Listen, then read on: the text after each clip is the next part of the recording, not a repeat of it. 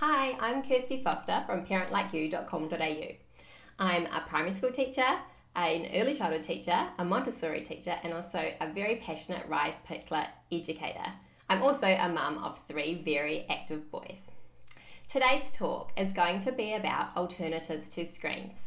So if you've got a child who absolutely loves their device and loves using their screens, you're not alone by the way, then here I'm going to provide you with a few ideas on how to get them off their screens and doing other alternatives, and some strategies to help make this really successful. So first of all, I want you to think about how you can be the bridge to independent play. So when I say bridge, I mean, so think about your child. They've just been using their screen or their device, and then you want them to go off and play or do something independently. Now that's a big ask, to go from something really engaging and really fun to doing something by yourself that's potentially not as engaging or as fun. It might be, but in their mind it's not. So you need to create a bridge. Now this bridge can be you. So I don't think parents really appreciate how much their children love doing things with them. So you could be the bridge. So you could say to them, how about we go and kick a ball around? Or how about we go and do some drawing together? Or how about we play a game of Uno? That's my favourite one to do with my kids. And 9 times out of 10, the kids will actually want to do that because they're doing it with you. So they might say no at first, but if you say, okay, you have to turn off the technology, once they turn it off and they get the opportunity to do something with you, they'll actually love it and they'll be really engaged.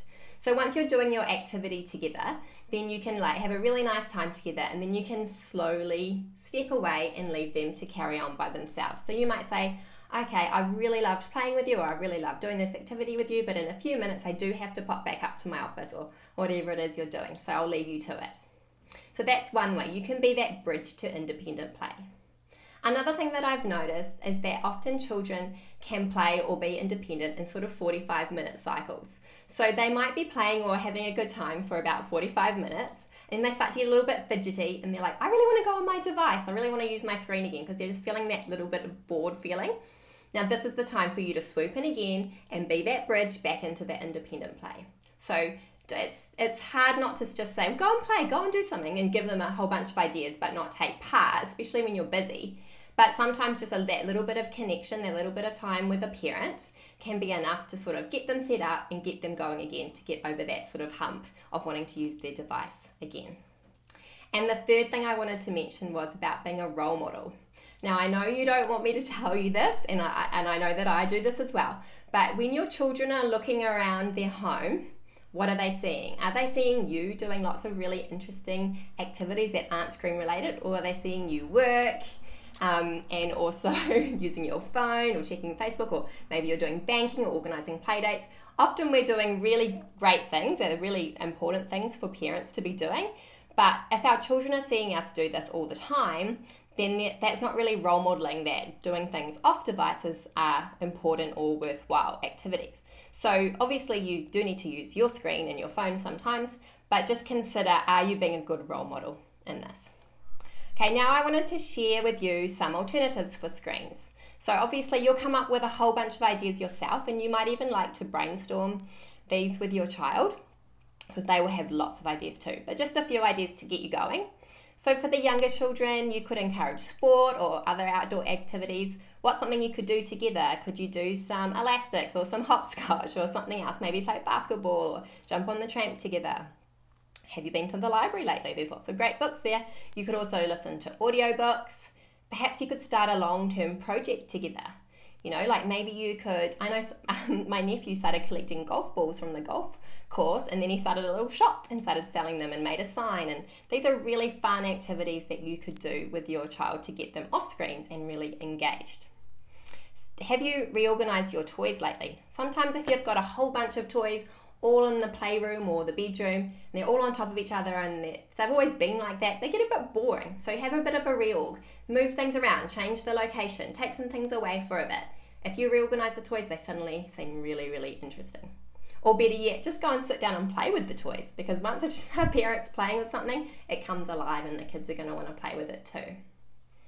Have you considered setting up an invitation to play? So you might just, when the children wake up in the morning, they might see something sort of set up that's really inviting, and they might just automatically go in and start playing with it. These are just some ideas that you can do. Also, board games, card games, play charades, make your own board games. Go on regular outings and have some green time. Green times are really good for reducing the negative effects of screen time. Or go on some wonderful trips with extended families, just keeping them really busy and entertained. Now, what about the teens and tweens? What can you do with them? Have you considered getting a table tennis table? Because I have a tween and a teen and they absolutely love table tennis and they'll play it all the time, every day with anybody that will play with them. So I highly recommend that. You can get them pretty cheap from Kmart these days. Again, go to the library. Maybe you could start a family book club. That's something that you could do together. Audiobooks are amazing. Again, a long-term project.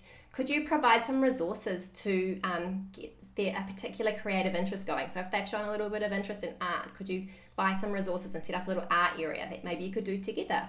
Could you go out and do some sort of observing of things around nature and sort of help form that interest together?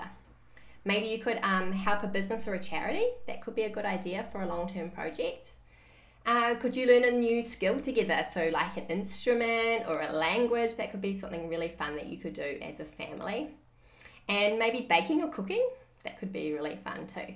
So these are just some ideas, but again, start talking to your child or your tween and teen and start thinking about what interests them, and then set up some ideas that you could do with each other, do it together so that you can be that bridge to independent play or independent non-screen alternatives. Okay, so I hope you find those tips helpful. If you are interested in reducing your child's screen time and you'd like some support and tips and resources on how to do that, I do have an amazing toolkit called How to Reduce Your Child's Screen Time Toolkit, and that is available for you at parentlikeyou.com.au. It's just $64.95 and it comes with a masterclass that tells you things like this that I've told you today and a whole lot more. It teaches you how to have a reset from screens, and then how to set up a new screen time system that's more balanced and healthy that your whole family can enjoy. And it teaches you how to get your child's buy-in so they want to be part of this whole process. And it also comes with a whole bunch of resources like doing a screen-free challenge and all sorts of really great things like that. So if that's something you're interested in, then pop over to parentlikeyou.com.au and it's all there waiting for you. Thanks for watching.